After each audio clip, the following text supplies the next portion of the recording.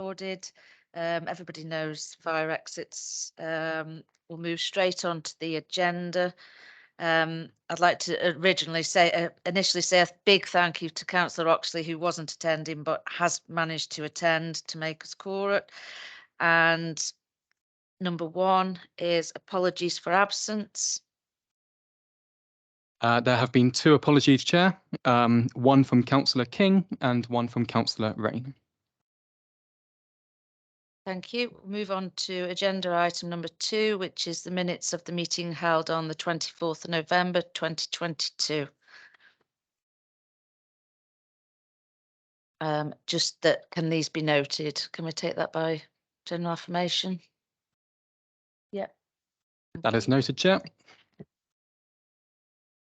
Moving on to urgent business. There is no urgent business, but I'd just like to announce that agenda item number 8 is being deferred.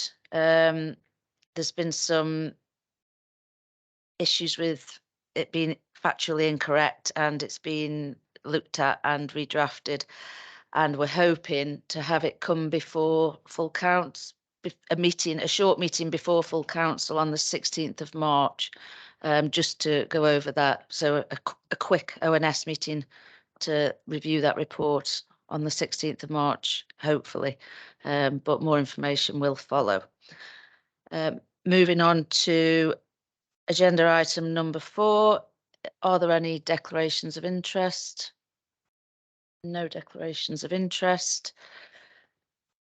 Agenda item number 5. Moving on to the Internal Audit and Counter Fraud Annual Report 22-23, and I'll hand over to Connor and Jonathan. Thank you very much, Chair. Unfortunately, Jonathan can't be with us this evening. He's unwell, but I will take both parts of the report if that's okay with yourself, Chair. Yep, thank you, Connor. Thank you. So starting with the Head of Internal Audit Annual Report. So that's a requirement on public sector internal audit standards for us to prepare an annual opinion for yourselves covering the adequacy of the Council's framework for governance, risk management and control. So this report, it in essence sums up the work that we've done during the year to be able to arrive at that opinion. As was expected and anticipated at the start of the year, it's been a year dominated by preparations for local government reorganisation, and the approach to work programming this year was very much with that in mind. And it's been significantly different in terms of how we've approached the work than in previous years. As the report says, in some instances we have required to program very carefully to deliver the financial systems audit work, which has formed the bulk of the program. In other occasions, we've had to pick up work, at short notice, and then pause it while staff were working on urgent matters relating to local government reorganisation.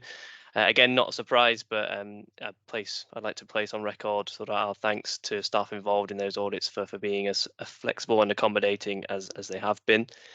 In addition to the work that we've delivered directly for the council, Verito, as an internal audit provider, has actually been quite heavily involved in delivery of some of the work packages that are underpinning the work of the LGR work programmes.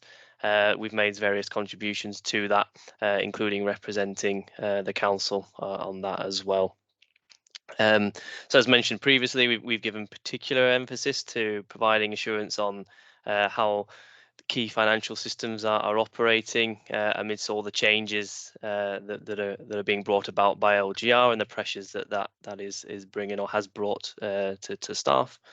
Obviously, it has been difficult at times because of the increase in workloads, and also due to the bringing forward of this report to yourselves to complete the full audit plan. We haven't quite managed to do that, but notwithstanding, we have a significant body of work for us to be able to sort of draw a strong evidence-based opinion, given the coverage that we've got from that work.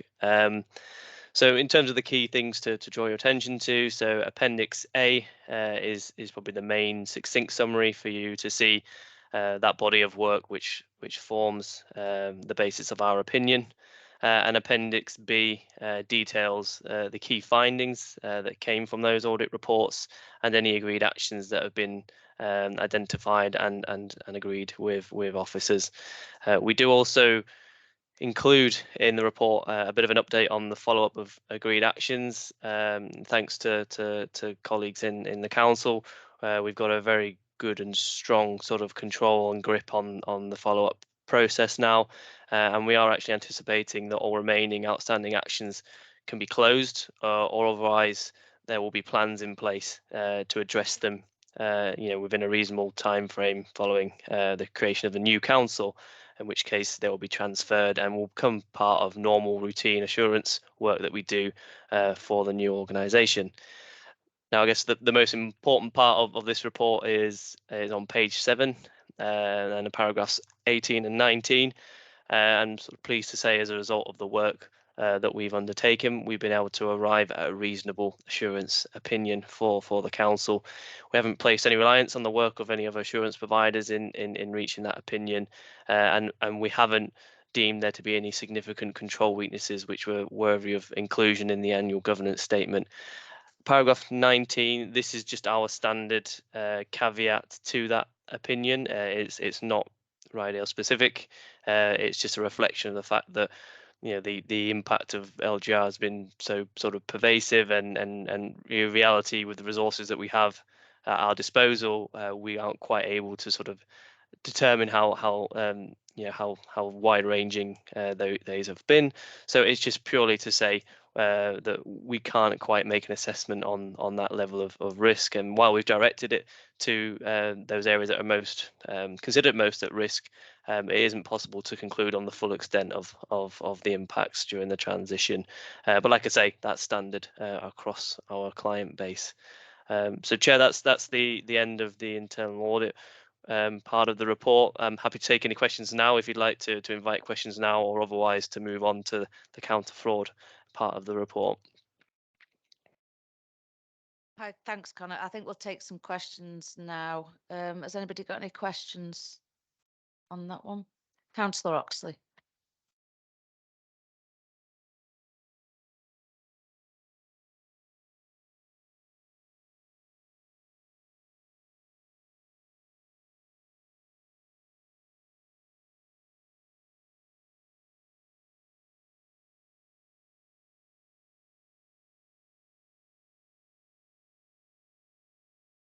Yes, right. I fully understand the fact that other things have had to go by the way, or whatever, because of local government reform and local government reorganisation. And I'm sure we've done all the stuff that really matters to enable you to come to this conclusion. It's a really simple question. Is there anything at all that's had to go by that you sit there now thinking, I just wish we'd got time to look at that? It's a very good question, Councillor Oxley. I mean, the way that we operate, I'd absolutely love to have done all of the audit work that we had planned naturally. I think the way that we prioritise the work and have prioritised the work, and the way we set out to this committee, was that we would focus on those financial systems, given that they have the potential to carry the most risk. I would say, if you look at the audits that are listed in paragraph 6, yes, they are important areas, but equally we've had follow-up work that's been ongoing in those areas too, where we've been able to sort of get assurance over actions that have been completed. So while we haven't done a full re-review of the control environment in all aspects, we have been able to get some assurance that progress is being made. So I wouldn't say there are any sort of lingering sort of doubts or any regrets in that regard, but yeah, certainly sort of welcome your question around that. Thanks for that, Connor. I mean, I've seen the stuff in paragraph 6, obviously. I just wanted to actually have that from the horse's mouth, as it were. Yep, indeed. Okay, cheers, thanks. Thank you. Are there any other questions? No, thanks, Connor. Do you want to move on to your next part? Absolutely, yes. So, and with this chair, I'll do my best to answer any questions that the committee might well have, but I might have to take them to Jonathan if I'm not able to answer them, but I'll do my level best. So with LGR obviously rapidly approaching, the team have been working with council officers to ensure that any counter fraud policies and legal frameworks attached to that are in place for the new authority. They've also been helping to ensure that staff in the council, are aware of potential scams that are ongoing and that might occur during sort of the period of uncertainty, as unfortunately some fraudsters are looking to capitalise on the change and the uncertainty that brings. And just for the avoidance of doubt as well, any investigations for the council will continue up until vesting day, but they will also then be transferred to form work as part of North Yorkshire Council. So there will be no dropped caseload as a result of vesting day. They will carry on into the new North Yorkshire Council. In terms of the investigatory work so far, the team have had 65 referrals in, which represents a 35% increase on the previous year. Just wanted to give a bit of insight around why that potentially might be. It is something that we're seeing to varying degrees across all of our client base. It isn't connected to COVID-19 related fraud and the grants. At the council specifically, we've seen an increase in referrals from the public, but alongside that, we have seen quite a large increase in referrals from employees. There are probably a number of reasons and factors behind that. There was a successful prosecution in July, and that was widely publicised.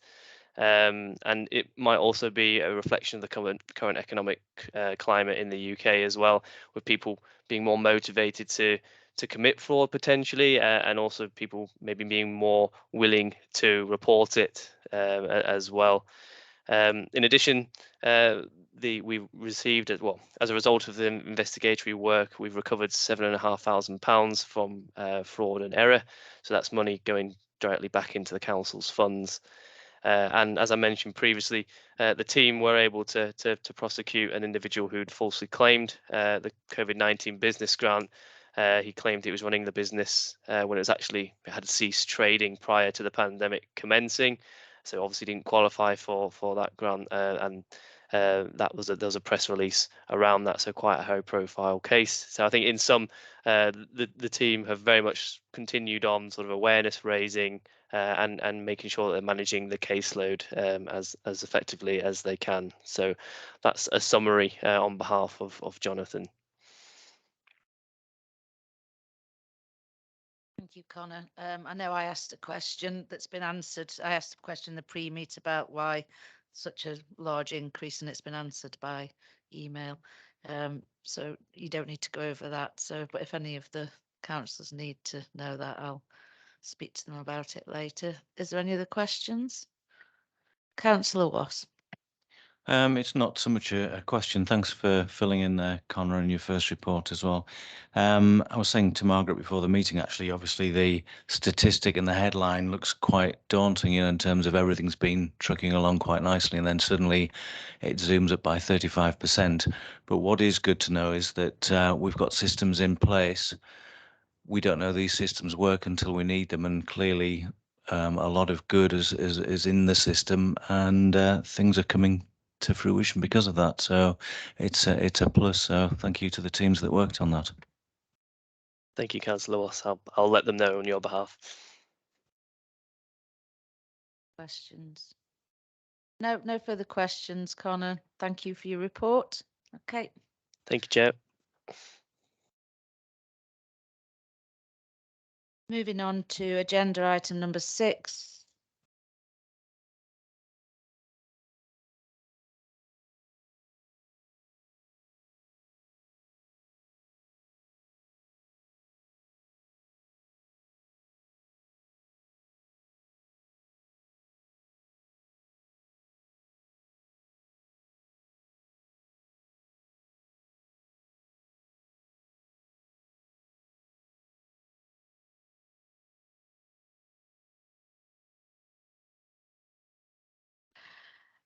If we can just note the results of the internal audit and counter fraud work undertaken in 22-23, and B, note the opinion of the head of internal audit regarding the overall framework and governance risk management and control operating within the council.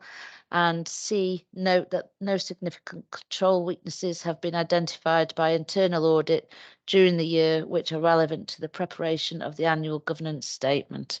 Can this be taken by general affirmation? Yep, thank you. That is recorded, Chair.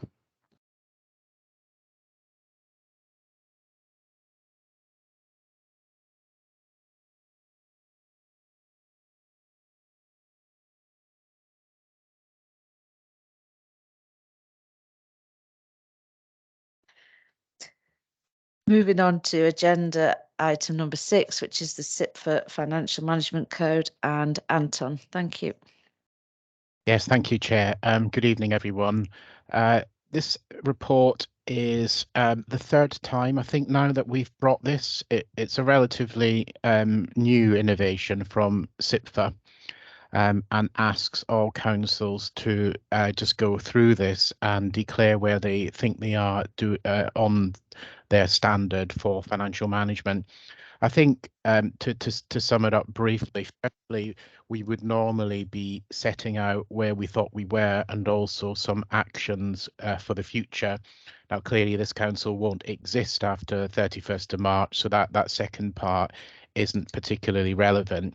But of course, this statement will be done by all councils, and that will form part of the new council's assessment of where it stands on financial management. It also, I think, in terms of what it's saying, links in very much with both the internal auditors report and the external auditors value for money report, which you'll see later in the agenda. So I think what it's saying is it's largely green because SIPFA like colours. So it is largely green, but there are a couple of areas that I have assessed it as being amber.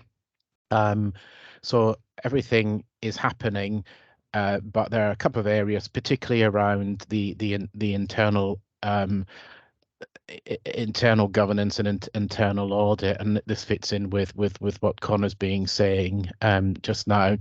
And also in terms of the value for money aspect of it, I think, as I say, LGR has brought a lot of pressures both on officers and members to try and do loads of things over the past year in particular.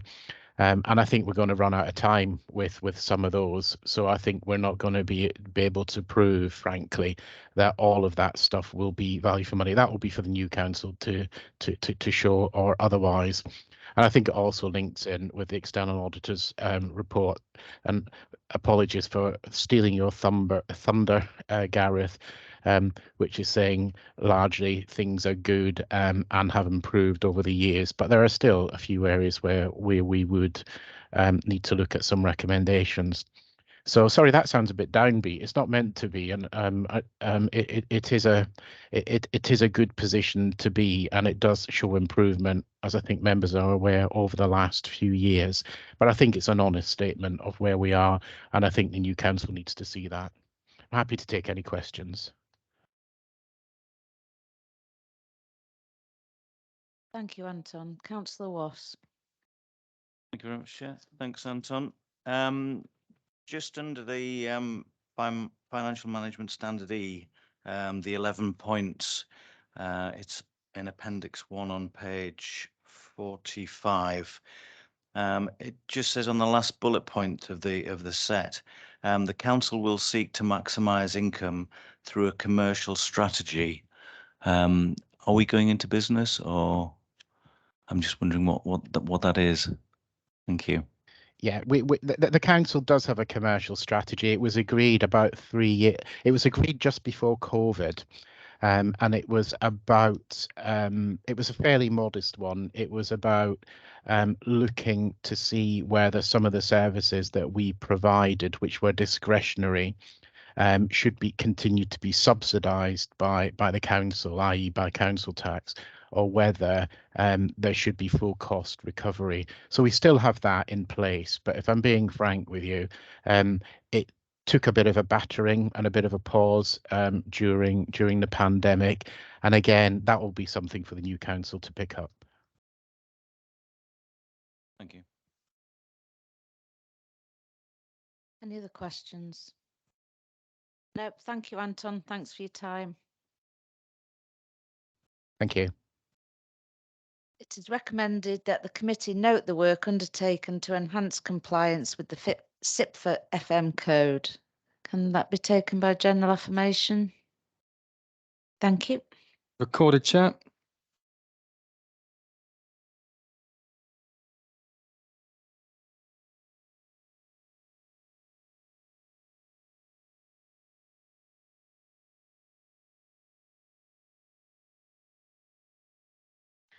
Moving on to agenda item number 7, which is the update on the use of regulations of Investigatory Powers Act 2000. And I'll hand over to Pal. Thank you. Thank you, Chair. Good evening, councillors.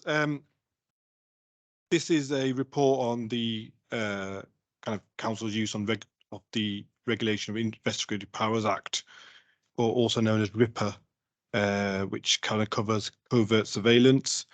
And an update to members is being provided in accordance with the Home Office Surveillance Code of Practice. So currently, councils in England can bring their own prosecution on a number of regulatory functions, such as kind of benefit, environmental health, fly tipping, etc. The RIPA, as it's known, was enacted to kind of protect human rights the human rights of individuals who are kind of subject of covert investigatory techniques. There's a strict kind of protocol for councils to use RIPA, which normally kind of is the approval of a senior officer and alongside a court order. The council has its own policy, which then kind of outlines the use of RIPA alongside legislation. Any use must be necessary and proportionate. And obviously, like I mentioned, it has to be granted by a court order alongside a senior officer. Obviously, not surprising, the council hasn't had to use this type of surveillance for the entire time for the last 10 years. Therefore, there's no kind of instance to report. But it's recommended that members are kept informed of any update on RIPA, so they know how the council is using or kind of seeking to use the surveillance. Yep, and there was a kind of inspection carried out in 2021 by IPCO, which is the Investigatory Powers Commissioner's Office, which recommended some work which has been undertaken, and any such policy would then be kind of transferred into the new council, who will have its own kind of policy in relation to RIPA. So yeah, so in short, we haven't had to use the kind of covert surveillance, but it is an option for the council to use if it's needed. Thank you. Thank you. Are there any questions? Councillor Oxley. Yeah, just about the future, really. As if any, presumably the other district council discipline have got something similar to this, and presumably North Yorkshire have already got something similar to this. I guess my question is what North Yorkshire and the new North Yorkshire got different in any sort of way? Is it going to put a different emphasis on what whoever's here working on it is going to be doing? Well, like with kind of all policies, they've all kind of being amalgamated into one. So what tended to happen is North Yorkshire are looking at all the kind of district council policies and then picking out the best bits and combining it to a single policy. The new policy, which will have its own safeguards in place, so similar things that we have now, where senior directors will have to approve the use of RIPA, and then obviously approval by a court order will remain. In terms of its powers and how often North Yorkshire used it, I'm not 100% sure. It's something I'll have to check, but it will be kind of a similar policy to what we have, with obviously, like I said, senior manager approval and then court approval. But I'm not obviously 100% sure on how much they've used it before. I think that's really the point. I mean, I'm just interested. It's no more than that. Yeah. As a bigger authority, do they tend to use it more than the district authority? It's something I can find out and come back to you. Councillor Watt. Yeah, it's a bit of an ambiguous question, really, but in terms of this protocol, if we wanted to use discrete surveillance, somebody's responsible, and I've read it somewhere and I can't remember what it says, but the general question is, and I know the answer will be yes, but it's more to do with how do we know? With the changing in terms of Stacey not being here and certain policies and procedures and people being in charge, how do we know who knows who's in charge of what and how is it regulated? You know, because otherwise it's going to be a grey area if suddenly something happens and somebody goes, who's responsible? And I know there's a lot of fluidity at the moment, and obviously with vesting coming up, it's going to be more complex, but we don't want to get into a situation where we're left thinking, right, who is responsible? Yeah, well, any obviously with RIPA, it's obviously in accordance with legislation and policy. So the legislation is quite clear. Any kind of order to use surveillance must be proportionate, and then must be signed by a court order as well. So there will always be that kind of approval process with someone signing off on a senior manager and then a court order. So that will kind of whatever it's used for, and I don't know, depending on the covert surveillance undertaken for whatever technique or enforcement we're doing, the senior officer who's signing off on the council will be responsible. So there will be safeguards in place to make sure it's kind of being done correctly.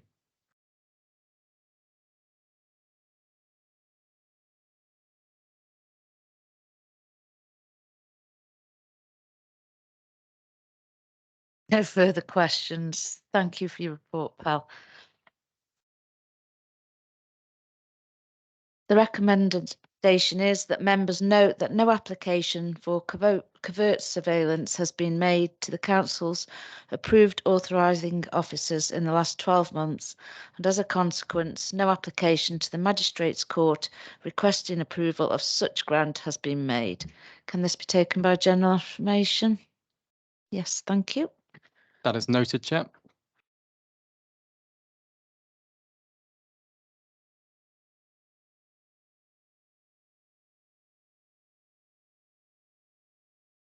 Moving on to agenda item 9, which is the corporate risk register update, and I'll hand over to Richard. Thank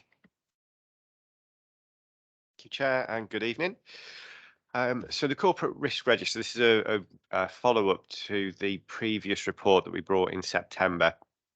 The good news is that we haven't actually made any significant changes to the risk register in terms of the risk scores and the targets that are attached to them. There has been some work that's been undertaken in terms of sort of updating some of the corporate risks that we've got. So I'll just talk you through some of the notable ones. The first one is around COVID-19 and respiratory illness. So this was previously just listed as COVID-19. We've changed this to incorporate respiratory illness because of seasonal flu, because of the COVID restrictions. People are a lot more susceptible to flu, it appears, this year. So it's something that we're very aware of and just wanting to be sort of mindful of across the business. So we've incorporated that as a new heading, really, alongside COVID-19. COVID-19 is still out there. So we're tracking through the sort of World Health Organization the various different substrains that are starting to emerge. The notable one is called the Kraken strain, or it's got a really fancy XB 15.5, I think it is, something very strange like that. But that's a new variant that's doing the rounds, and it is 40% more transmissible than the sort of traditional Omicron strain that we're familiar with. So COVID-19 is still very much out there, but we do have controls in place around sort of cleaning regimes and so on. So just something that we're mindful of.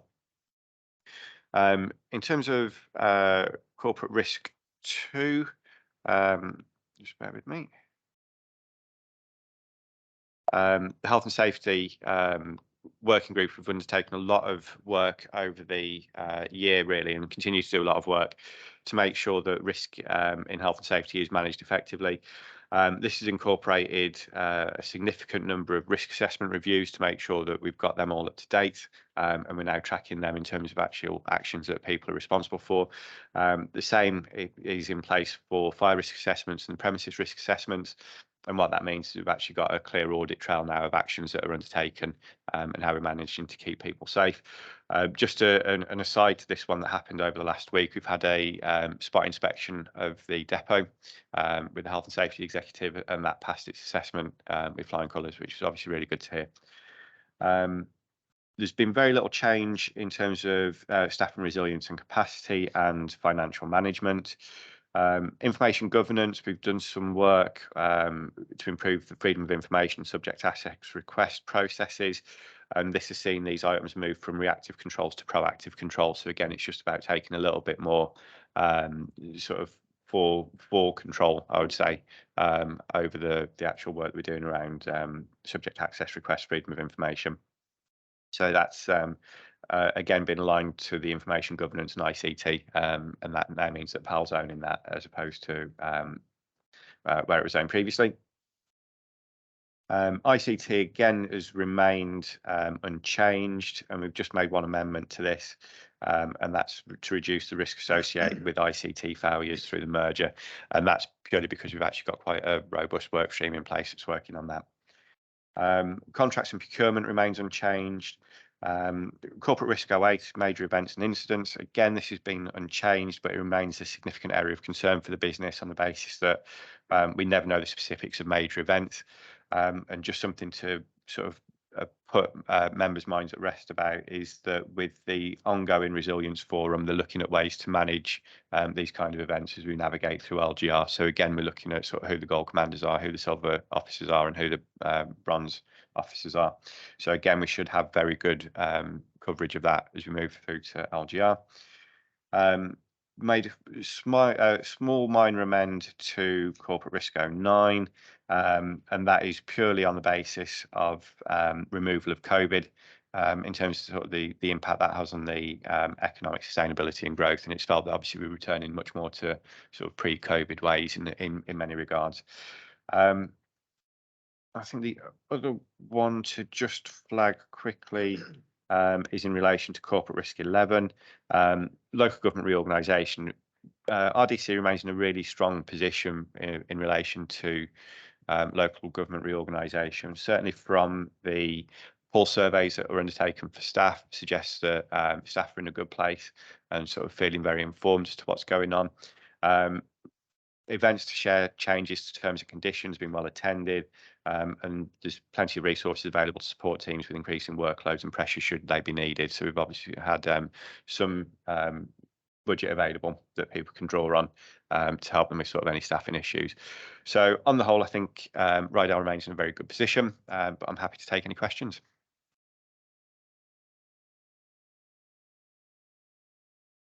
Thank you for your work, Richard. Are there any questions? No questions. Thank you. There you go. It is recommended that the Overview and Scrutiny Committee approve the revised risk register. Can that be taken by general affirmation? Thank you. That is recorded, Chair.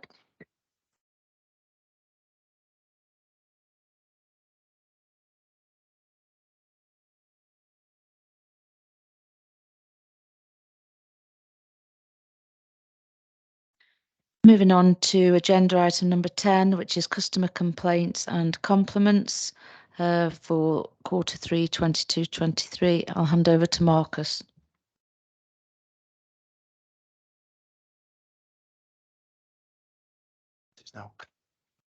It's catching. Thank you, Chair. Good evening, councillors. Yes, this report provides an overview of the corporate complaints and compliments received in Q3, which runs from the 1st of October to the 31st of December. During this quarter, the council received and responded to 6 complaints in total. In comparison to the previous Q2 report, this represents a positive reduction of 50%. In Q3, 3 out of the 6 complaints received were dealt with under the Stage 1 process, which equates to 50% of all Q3 complaints received, and 3 of these Q3 Stage 1 complaints progressed to Stage 2 of the complaints procedure. During Q3, 3 Stage 1 complaints received an extension to the 10-day timescale, all of which were agreed to allow further investigation to the complaint. So in total, 100% of stage 1 complaints met their agreed timescales.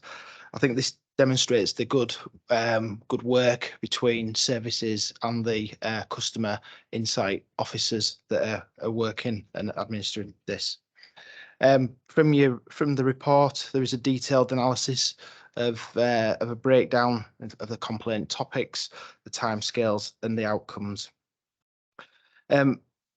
I think it's important to analyse the customer complaints alongside the compliments that are received, as this is important to provide a full, comprehensive insight into overall customer feedback. The number of compliments received in Q3 was 16, and these covered a variety of service areas, such as customer services, housing, planning, the revs and bends, rye care and street scene. So a variety of services were recognised by the residents. The significant number of compliments received during Q3, I think, is a testament to the high level performance across the council.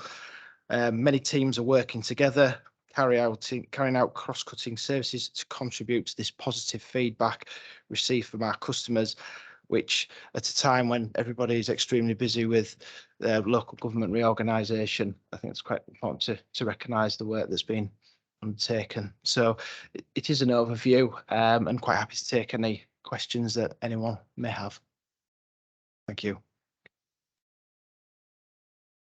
Thank you, Marcus. It's not a question, it's just a comment really, and people are easier to complain than they do to make compliments, but I actually was at the recycling centre the other week, and I'd just like to pass on that the staff there were absolutely fantastic and helped with every item that I didn't know where to put it. They were just really on the ball and going up to everybody's car and helping them, and I was just really impressed with it. So I'd just like to pass that on. Are there any questions? Councillor Oxley. I'd just like to make an observation, and it's an incredibly sad one, but an incredibly happy one. In the last 4 weeks at different meetings, I've heard from a variety of parish councils or members of parish councils how well the teamwork, the cross-agency and the teamwork within the setup now is working, to the point of one of them saying they've finally got it working when they're disappearing. But I mean, I really did feel I needed to pass that on, because it's fantastic to hear people saying, you know, the community support people are getting involved, they're making the right links, the departments seem to be, you know, you get a response from, if you need a response from 2 departments or 2 areas, you get them within 20, that sort of thing it's fantastic, especially with everything else that's been going on. So well done, everybody. Are you sure it wasn't the tosses that? Any other questions or comments? No? Thank you, Marcus, and thanks to all the teams. You do seem to be doing a great job. Thanks.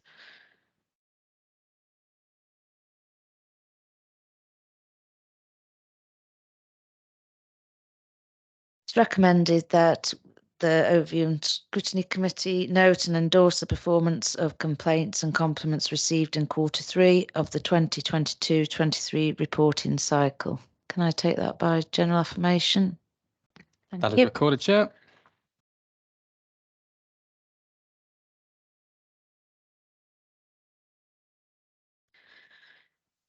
Moving on to Part B items, matters referred to Council, and agenda item number 11, and the External Auditor's Annual Report. And I believe I'm handing over to Gareth and Greg. Good evening. Evening, Chair, and evening to other members. Yes, I'll be presenting the sort of high-level summary on the VFM report for 21-22 alongside my colleague Greg. I think if members turn to pack page 125 to look at initially on the executive summary, Anton's already touched on this. So obviously with the council ending as a separate statutory body in another sort of 5-6 weeks time, you know, this report's written in that context, Chair, and therefore there's perhaps not the same number or level of recommendations that you would traditionally get in an external audit report. This is the second year of the more detailed value for money arrangements review that we've been required to do as external audit under the National Audit Office's requirements. And again, it's looked at your arrangements in three particular areas: financial sustainability, governance, and then what's badged as improving economy, efficiency and effectiveness, or essentially, your performance management and the performance of the council as a whole. I think a couple of things just to say on that exec summary, that we've not raised any key level recommendations or highlighted any significant weaknesses in arrangements. So that, again, that's a good outcome for the council. We have, I guess, particularly in the financial sustainability section, highlighted some potential risks in the medium to longer term should the council's sort of financial projections continue on the same trajectory. But clearly some of that is obviously, or all of that is subject to change under the new unitary council. But there are some projections in terms of some significant reductions in the level of usable reserves in terms of Rydale, whereas traditionally, Rydale's had quite a strong financial position in terms of its level of usable reserves as a proportion, given the size of the council. Some of those are projected to reduce quite significantly in the medium term. So we've highlighted them in this report, and clearly this report will be subject to review, I'm sure, as part of the transition to the new unitary council. We have identified a couple of recommendations on the governance theme, Chair, some of which I guess we've sort of touched on in another item this evening. So one is around, I guess, some of the challenges in terms of, we're aware that the chief executive's been off for a period of time. Essentially the deputy chief exec, who's picked up a lot of those roles and responsibilities, is due to leave for another authority within the next week or so. And the monitoring officer is due to move on at the beginning of March. So all those sort of key statutory positions, it's really important that appropriate roles and responsibilities are clearly mapped out right up to the 31st of March to ensure that, I guess, the positive trajectory we've seen around governance and monitoring and control compared to when we first came into this audit back in 2018-19. We don't want the last sort of 5-6 weeks of the council's existence to see a drop in that, which potentially could arise if there are gaps at that sort of senior officer level. And obviously discussing this report and agreeing it with Anton last week, that's been noted in the response to the recommendation, and we know that appropriate sort of procedures will be put in place up to the 31st of March. And then in addition, on the governance side, we've just highlighted some challenges around sort of fully ensuring that all the declarations of interest are up to date and completed by all members before the end of March, so that there's a clear, clean, straight edge before the transition date. I think on improving economy, efficiency and effectiveness, again, we've not raised any formal recommendations in that theme, Chair. There's a few suggestions that officers may wish to take with them as part of the transition to the new council in terms of some of the use of benchmarking going forward, in terms of other regions that have gone through LGR, for example, Buckinghamshire, a couple of years down the line now, and obviously we're aware that Cumbria is going through a similar process. So there may be some links there in terms of benchmarking of performance that the new council may wish to go down, and clearly that will be a matter for them. And I think, overall, in terms of performance management, just an anecdote here that I've just recently returned from a period of holiday at half term in the Rydale area, and sort of any discussions, generally was very positive in terms of sort of council services and how things have been operating in Rydale. That some of the comments that I heard on the previous agenda item, it certainly sort of come across over the last few days when holidaying in the area. I think the last point I just want to point out, Chair, is in section, I think it's section 9, which is just to summarise where we got to with the accounts audit. So the accounts were signed off before Christmas on the 16th of December, I did issue a clean opinion. I did include that separate paragraph just drawing attention to the fact that obviously the council was transitioning to the new unitary on 31st of March 23. But nevertheless, the audit went well in terms of the accounts. We had a lot of engagement and support from Anton and his team, and we could issue that clean opinion. So I think that puts Rydale in a good position now in terms of the 21-22 audit, in that we've completed the accounts audit, we've now completed the VFM audit, and we've heard this week that the whole of government accounts work, the guidance has now been issued, and Rydale does indeed fall below the threshold requiring an audit. So what that means is that in the next couple of days, Greg and I will be able to issue the audit certificate for 21-22, thus closing off all aspects of the 21-22 audit. And that's a really good position for the council to be in, because nationally, there's not that many councils in that position where all the audit work will be concluded before the end of February.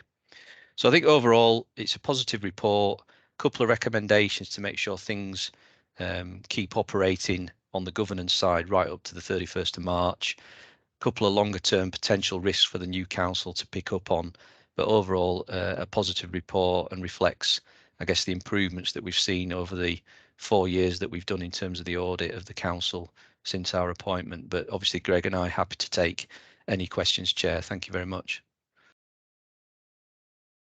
Thank you, Gareth and team, for your report and work. Are there any questions? Councillor Wasp. Just to thank you for your time, Gareth, and your colleagues, and answering all our bizarre questions over the course, and the fact that you had a good holiday in Rydale. Well done, thank you. Not all, Councillor Wasp. I mean, I think it's good that we've got an engaged membership on this committee, because that's what you want from an audit committee. You want members that ask the questions, and certainly no such thing as a daft question, because some of the ones that you may be unsure of are actually some of the stronger questions that ourselves or management may receive. So from my perspective, we welcome that level of discussion. We have obviously got one more year of audit still to do at Rydale, albeit that's largely going to be delivered, still engaging with, in inverted commas, Rydale officers, but under the banner of the new unitary council. So we've discussed with Anton that we'd certainly welcome a continued level of engagement with Anton post 31st of March, and we both sides are committed to that. Greg's met today with a couple of members of Anton's finance team to discuss how that debate and discussion will continue post 1st of April, because essentially the good processes we've got in place for the 4 years that we've had with you, we want that to continue in our final year, so that we can sign off 22-23 in a smooth and efficient manner, and then hand over the audit, and the new council audit obviously will be picked up by Mazars. So I think there's commitment on both sides, to make sure that the final year of Rydale's audit, hopefully runs as smooth as the previous 4. Thank you, Gareth. Anton. Yeah, thanks for that, Chair. I just wanted to come in because this will be the last time that Grant Thornton come to this committee, as Gareth says, and I do just want to thank 2 groups of people. Firstly, Gareth and Greg, and in the past, Helena, who you'll recall. It's been a really horrible few years, isn't it, for all of us? And afraid the audit hasn't, and the audit process hasn't escaped that. In fact, as you've seen earlier with Connor's report, it's made things more difficult for all of us, including the auditors. Gareth and Greg and Talina and Connor have all been really, really patient with us, and have been always upfront with us in terms of explaining to us what they're looking for and what they need from us. And Rydale managed to get its accounts done and audited this year before pretty much everyone else, all of the other councils, certainly those in the North Yorkshire area. So say I just want to. Sorry, it's turning into a bit of a love-in, isn't it, between accountants and auditors? That's just not a nice picture. But I just want to thank both internal and external audit, and Gareth and Greg will be coming back, as Gareth says, to do the final close down audit, but that will be to the new council. So I just want to put that on record. The second group as well, because Gareth has kindly thanked me and the team. It really is the team. I oversee it and ask the difficult questions, but it's the team doing the work. People like Mandy, Michelle, Kieran, Victoria.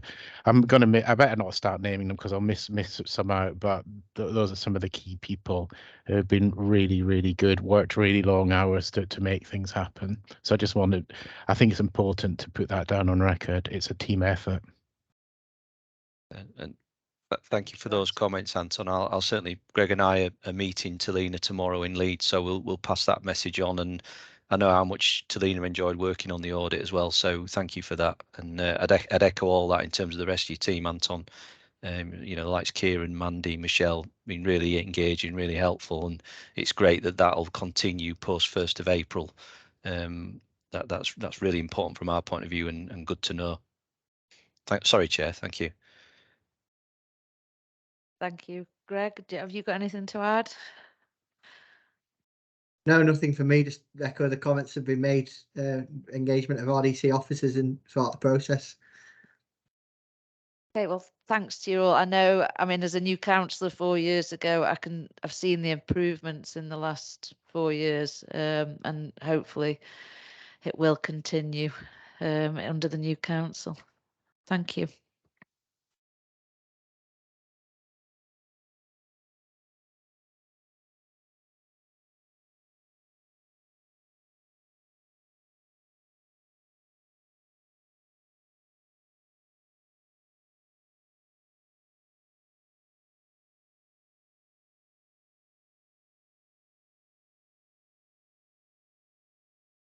It's recommended to council that the external auditor's report is noted.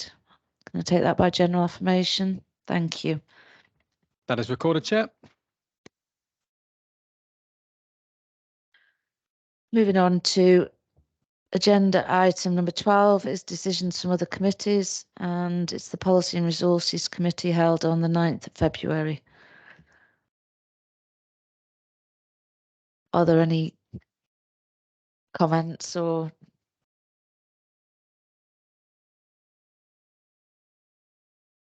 any call-ins?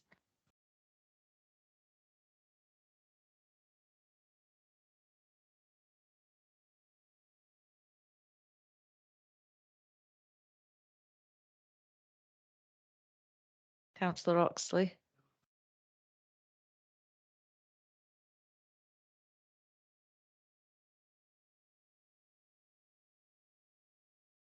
I was supposed to be there, but obviously I couldn't make it. So were there issues that need bringing up? No? Okay, thank you. Not that they're reflected in the minutes, but there's that's so no.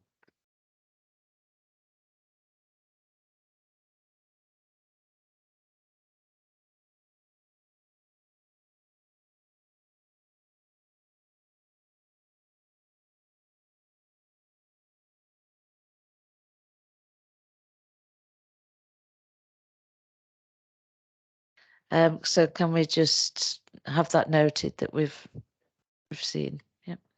General affirmation. Thank you.